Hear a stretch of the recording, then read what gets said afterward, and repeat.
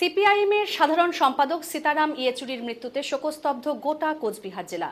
শুক্রবার কোচবিহার শহরে শোক মিছিল করল সিপিআইএম কোচবিহার জেলা সদর দপ্তর থেকে এদিন শোক মিছিল বের হয়ে শহরের বিভিন্ন গুরুত্বপূর্ণ রাস্তা পরিক্রমা করে শেষ হয় এই দপ্তরে এসেই। এদিনের এই শোক মিছিলের পুরোভাগে ছিলেন সিপিআইএম কোচবিহার জেলা সম্পাদক অনন্ত রায় সহ সিপিআইএম নেতা মহানন্দ সাহা, সাফিজ আহমেদ, অমিত দত্ত, ধনেশ্বর রায়, রাজ্যসভার প্রাক্তন সাংসদ তারিণী রায় প্রমুখ। বৃহস্পতিবার বেলা 3:03 নাগাদ দিল্লির এইমস হাসপাতালে শেষ নিঃশ্বাস ত্যাগ করেন সিপিআইএম সাধারণ সম্পাদক।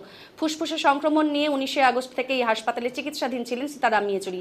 ক্রমাগত তার শারীরিক অবস্থার অবনতি ঘটছিল। চিকিৎসকদের অক্লান্ত চেষ্টা সত্ত্বেও শেষ রক্ষা হয়নি। জীবনে যবনিকা টানেন ভারতীয় রাজনীতির এই প্রবাদ প্রতিম রাজনীতিবিদ। প্রয়াত সীতারাম ইয়েচুরির স্মৃতিচারণায় সম্পাদক অনন্ত রায় এবং রাজ্যসভার প্রাক্তন সাংসদ তারিণী রায় কি জানিয়েছেন?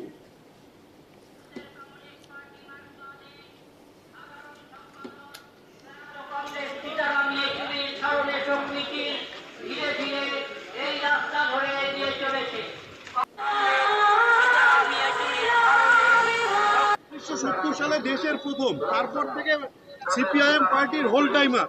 কি বলবেন, এই বর্ণময় একটা ক্যারিয়ার ছিল, সেটাকে ত্যাগ করে পার্টির হোল টাইমার হয়েছে?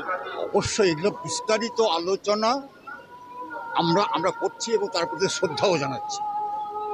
তার অনেক কিছু দেবার আরও পার্টির সামনে ছিল, অনেক কিছু দিয়েছেন, আরও দেবার ছিল, কিন্তু আমরা অকালেই তাকে হারালাম।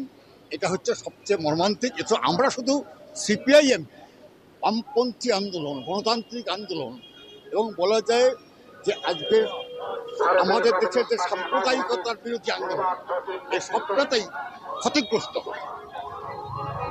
বামপন্থী আন্দোলনে আমরা খুবই শোকাহত।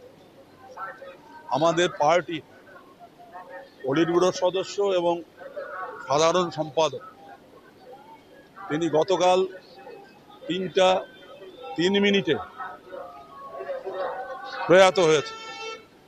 তার প্রতি শ্রদ্ধা নিবেদন করে আমরা আজকে সর্বত্র, বিশেষ করে আমাদের কোচবিহার জেলার 5টা মহকুমা শহরেই আমরা এই শোক মিছিল আমরা করছি এবং পরবর্তীতে আমরা তার একটি শোক সভা করব।